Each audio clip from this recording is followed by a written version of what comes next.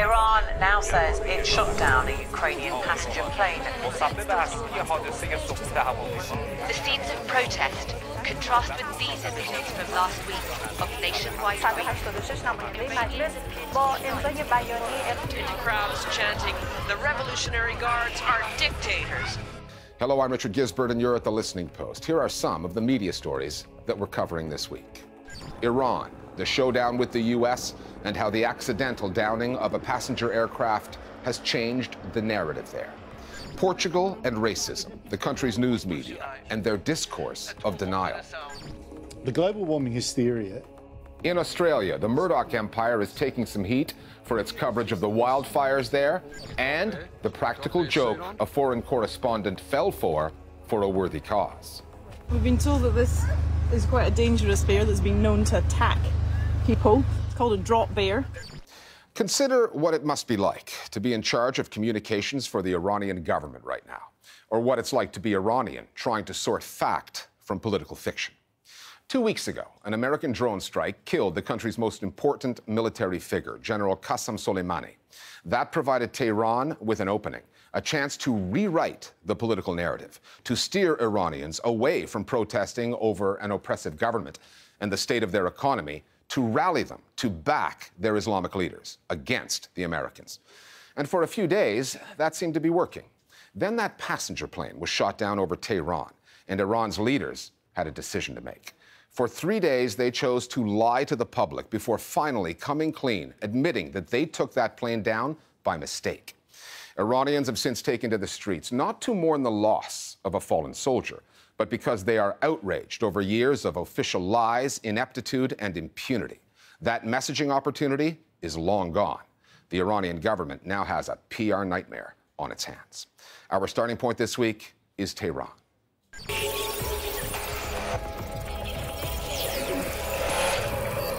The truth has many enemies in Iran. We didn't know until Friday afternoon. Trying to hide the truth has a lot of foot soldiers. When the state misleads the public, the state media reflects the same thing. و رسانه‌های مرتبط در ادعای مضحک و بدون هیچ سند و مدرکی میگویند ایران هواپیمای بوئینگ اوکراینی را با موشک زده. It's another nail in the coffin of public trust in the state media. Every once in a while, a story comes along that exposes the facade and then destroys it. First, the Iranian government denied its forces had shot down the airliner. The domestic media swallowed that narrative, failed to question it, and pointed the finger elsewhere. من همینطور که قبلا هم گفتم به نظر من این یه سانحه میاد و شلیک موشک نباید باشه. Pilots and other experts who were on message were paraded in front of the cameras.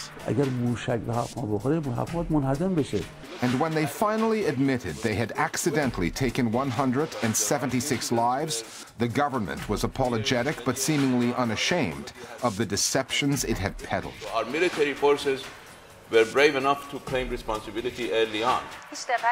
Zara Hotamira, the host of a daytime program at the state-owned IRIB, was ashamed of her part in the misinformation process. After more than a decade in the job, she resigned. When things go on the highest security level in Iran, they tell journalists what you can say and what you can't say. But IRIB, the state broadcaster, is a different level, because if you want to actually get to the level of being a news reader of the state TV, you've usually passed enough ideological tests that you don't need convincing to lie. I have a long history with IRIB. Both my parents grew up working for the IRIB. I have a lot of affection for this institution, but it's been really rotten beyond recognition. I think all of this is encapsulated very well by a statement, a very strong statement by the Tehran-based Journalism Association, who said that today we're mourning the loss, the funeral of public trust.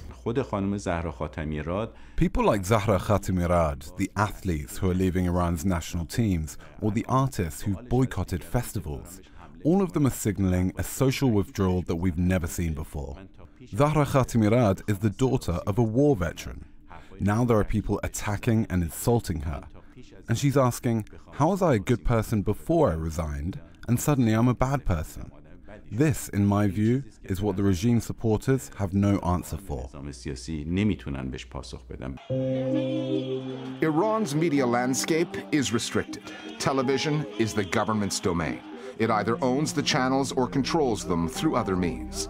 Critical journalism sprinkled with dissent is limited to print and online. Facebook and Twitter were key organizing and dissemination platforms during the protests in 2009. Facebook has since been banned. These days, Instagram is where it's at. But one of the byproducts of so much media control is that when the time comes to face the cameras and deliver a message, people like the Supreme Leader or Qassem Soleimani, the head of the Revolutionary Guards, aren't very good at it. دوست داشتم داخل این هواپیما باشم و با اینها سقوط کنم و بسوزم ولی شاهد این ماجرای غم انگیز نباشم. There is no culture of accountability. Mr. Soleimani is the head of one of the most powerful institutions in Iran. How many interviews has he given before? The guards run about 30-40% of the Iranian economy. They run massive media outlets. And yet, they've never been responsible to the people or to the constitution, by the way, or to anything. The cover-up was probably more unacceptable to the Iranian people than the unintentional shoot-down of the plane. And I think the media also struggled very hard how to frame this. They were between a rock and a hard place. If they wanted to really investigate the issue, they were worried that they might endanger national security. And if they were just parroting what the government was saying, they risk losing credibility. Iranians are well versed at scouring the web and social media for independent journalism, the kind that can land reporters in prison. 12 have been arrested over the past 2 months for coverage of anti-government economic protests. And Instagram, which for some reason the government has not blocked, has become the platform of choice. I actually don't know why it's not blocked. I can't answer that. But I can tell you about why Instagram is so popular. It allows Iranians to sort of show their normal lives in the way that other social media platforms don't do. And since so much of day-to-day life is always censored and hidden in Iran, now it's used for everything. People don't even bother posting it anywhere else now. Political people are starting to use this platform, which is mostly designed for photos and videos, for writing and sharing political statements, as well as a lot of political videos. The polarized and fragmented social space in Iran is also reflected on Instagram. From religious videos to nude photography, the whole spectrum is represented. The segmented reality of society is mirrored visually and verbally. On this story, Twitter is the place to go for conspiracy theories, which thrive in countries where information is lacking or where misinformation rules.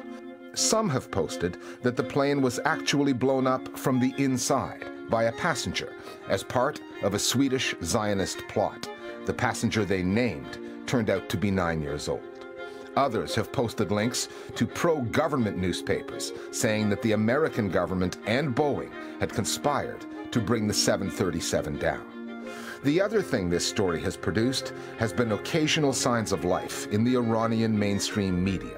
News outlets that usually do what they're told, being far more critical of their political masters than they would normally dare to be.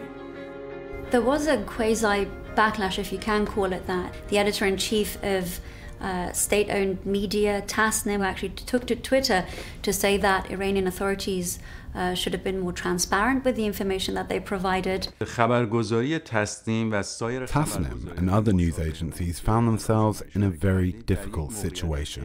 For 3 days, they wrote that the claim the Ukrainian flight was shot down by Iranian missiles was the enemy's psychological warfare.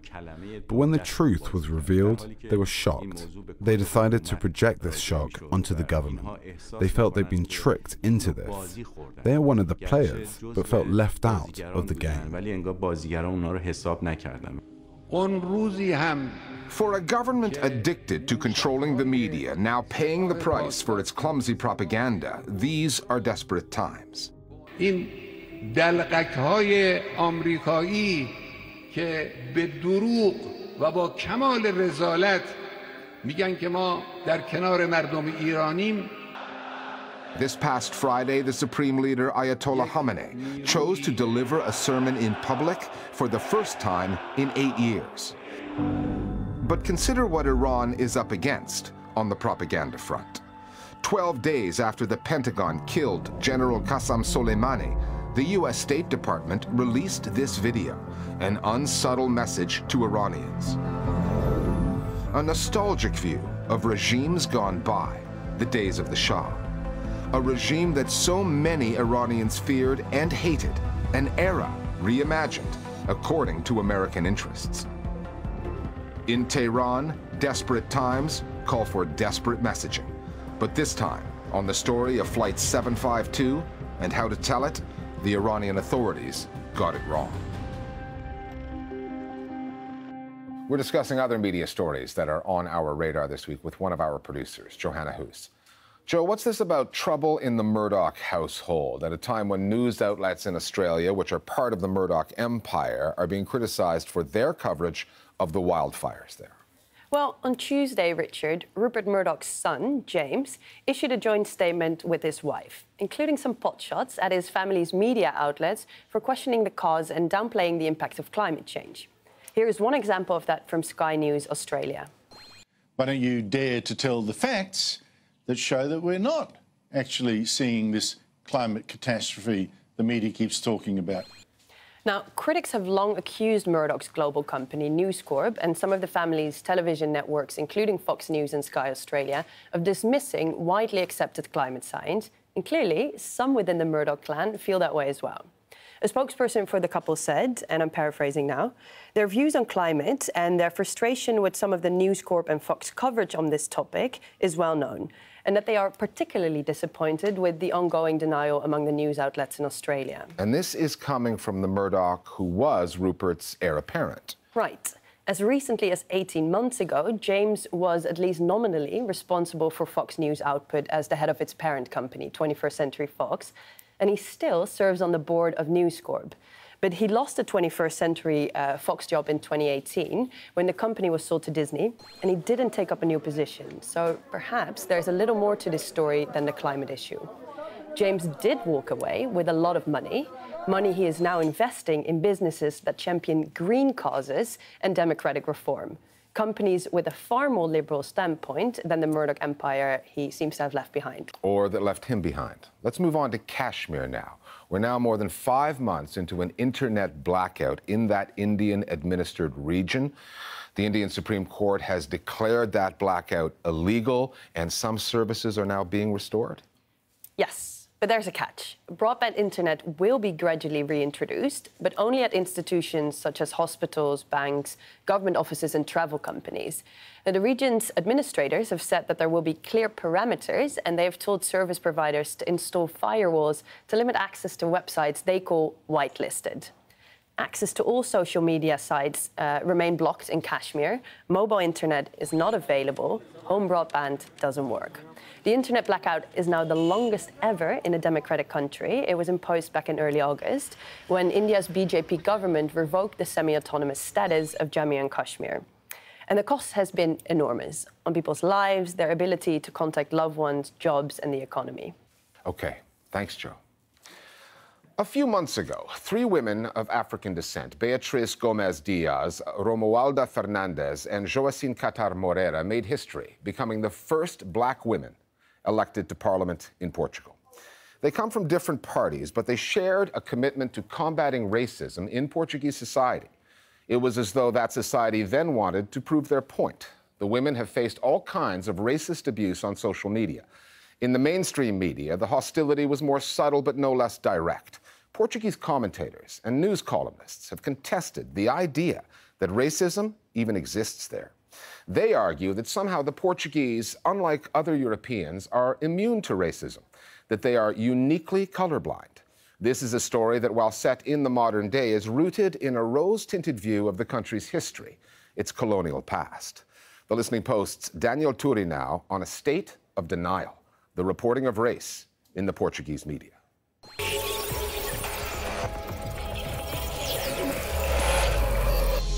Senhoras e senhores, a cabeça de lista do Livre por Lisboa, Joacine Catar Moreira. This is Joacine Catar Moreira. In October, she and 2 other women became Portugal's first female lawmakers of African descent.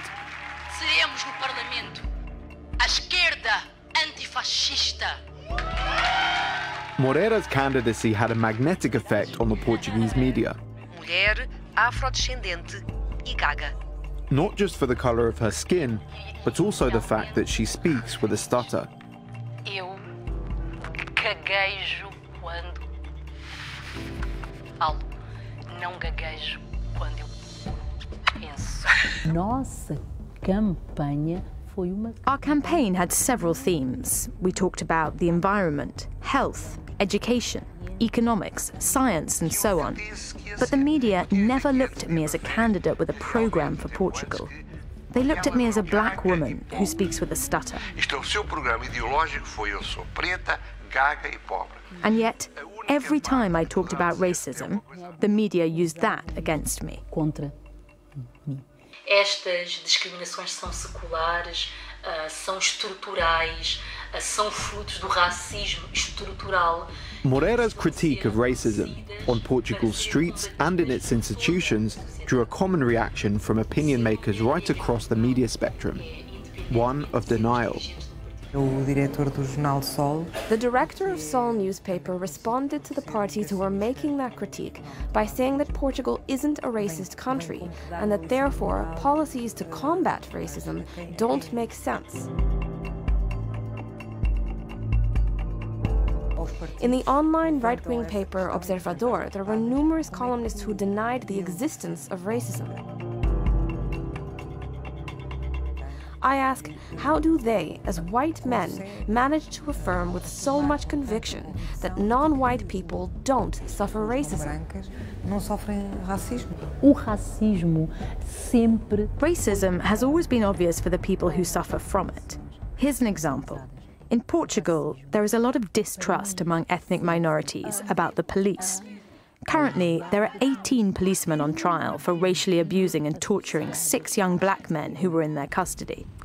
Add to that the reports that there are many far-right individuals inside the police force, and it only increases the mistrust among communities of colour.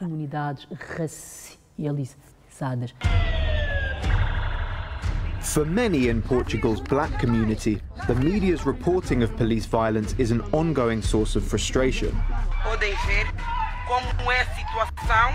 In January of last year, this video went viral.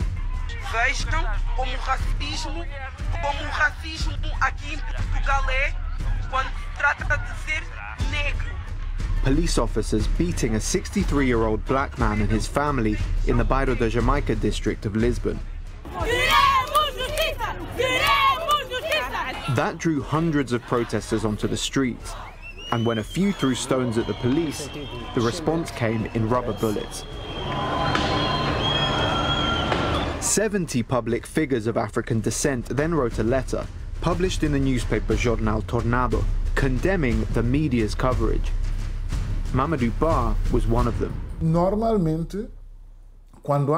Normally, when there are protests in the more upmarket part of Lisbon, the coverage tends to be more objective, conveying the motivations and the demands of the protesters. O grito final de milhares de homens em protesto. Só não subimos porque não queremos. In the case of the January 2019 protests, it was the opposite. Journalists began by criminalizing the protesters. E foi aí que a polícia se viu obrigada a disparar balas de borracha porque, segundo a PSP, os manifestantes estavam a atirar pedras aos agentes. They adopted the same narrative as the police, who were looking for excuses to disguise their violence and brutality.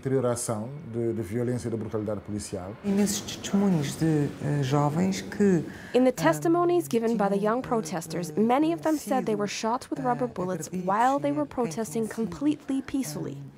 That tells us that journalists don't manage to look beyond stereotypes. And so when they come to write the news, they're sometimes lacking in objectivity. As nossas polícias são essenciais para defender a liberdade e a segurança e, portanto, devem merecer aqui o nosso apoio. The tendency is to follow those stereotypes, stereotypes which they also help to spread. Que eles próprios também ajudam The media debates around the Bairro da Jamaica story contained a familiar theme: denial. In this case, about racism in the police. Eu, Rodrigo, levo. Não tenho grandes hipóteses de me recusar a ser detido, também levo até entrar dentro do carro, seja eu branco, amarelo, azul. A columnist for Expresso magazine put it bluntly. In Portugal, he wrote, institutional racism does not and cannot exist. The idea that Portugal is a kind of noble exception to the realities of European racism is one that you'll find pretty much across the media here. But the online newspaper Observador has been especially prolific in spreading that view. I'm on my way to speak to the editor-in-chief of the paper, José Manuel Fernandes, to try and understand why. Hello, good to meet you. Observador has published quite a few articles dismissing concerns about racism in Portugal. One of your columnists called it a myth. What do you say to critics from the black community in particular who say that they actually experience that racism all the time? I think we're all racist. Racism is something that's part of human nature. It's part of our defense mechanism. This means there's racism everywhere. That's a battle that never ends. However, when it comes to institutional racism, in the sense that there are mechanisms that in one way or another hurt someone because of their race, I don't think that exists in Portugal. If anything, I would argue that only the opposite exists. On the streets of Lisbon and Porto, you can see a population that is racially diverse. But take a walk through a Portuguese newsroom, and the opposite is true. That might help explain how race gets covered and how racism gets denied. However, Portugal is not the only country with a diversity problem in its newsrooms. For many, this discourse of denial is rooted in something else: Portugal's colonial history. Portugal was the world's first global empire, and a sense of pride in that imperial past runs deep into the present. Here in the capital, Lisbon, tributes honor the colonial era and its architects, from the monument to the discoveries, which celebrates Portugal's conquests across Africa, Asia and South America in the 15th and 16th centuries, to the Portuguese Parliament, where this mural marks the first encounter between the colonizers and the colonized. Portuguese news outlets are not above dealing in colonial nostalgia either. But with colonialism and its legacy under examination like never before, the media have become the battleground for a tussle over Portugal's past and race relations in the here and now. We have in our media what I'd call a dispute over historical memory. There's a certain right-wing elite who are trying to glorify the colonial past. For instance, they often say that the Portuguese weren't as racist as other colonizers because they mixed with local populations. They're well aware that people of color are getting more of a voice in the media, and this is part of their strategy to undermine the rise of anti-racist politics. It's obvious how the media try to romanticize colonialism and the so-called discoveries. But having this discourse about the past is then transferred to the present, with people looking through the same rose-tinted spectacles in both directions, past and present. As a result, the media are incapable of noticing the inequalities that exist in Portuguese society.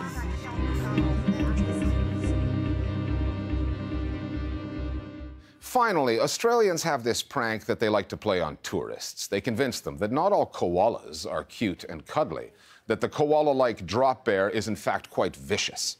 It's not true. But with the wildfires destroying so much of their wildlife's habitat, the people at the Kangaroo Island Wildlife Park came up with an idea.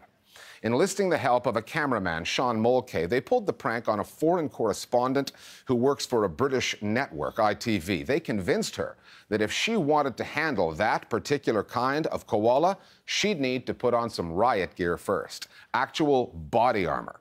They got the whole thing on camera, and then they threw it online, a practical joke on the news media, which is part of a serious fundraising effort on behalf of Australian animals in desperate need. We'll see you next time here at The Listening Post. We've been told that this is quite a dangerous bear that's been known to attack people. It's called a drop bear. because they drop out of the tree to attack people. Just been handed it and had to put on all of this protection gear because of what it might do to me. I'm not quite sure what it's doing right now. It's looking at what? Okay. No, right. I thought he was going to get you. Right. I really want to take it off. I-10 insurance might not cover this. Do you want to take it off? I'm really not. Okay. I'm going to get the dart gun. Just don't move. Don't move. No. Okay. Notice I have an extra thumb on Okay. each hand compared to the koala. No, take it off. Take it off. Please, Take it off. take it off me. Go on. Yep. Okay. It's all right. It's all right. Okay. Good boy. All right. Good work, Sam. Thanks, mate. That was great. There we go. You were kidding me! You're kidding me! You look great.